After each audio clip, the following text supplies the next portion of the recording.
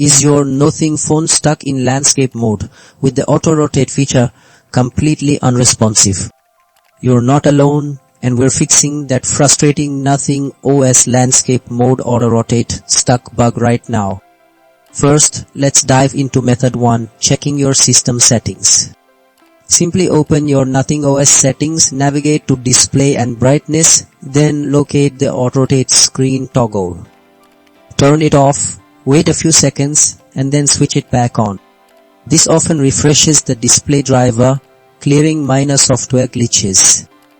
If that doesn't immediately resolve your issue, the problem might be deeper with cached system data, which brings us to method 2, clearing your app cache. Go back to Settings, tap on Apps, find your system launcher, and clear both its cache and data. This removes any corrupted temporary files that could be causing rotation conflicts. Still stuck? Don't worry, we have more powerful solutions. Method 3 involves updating your software.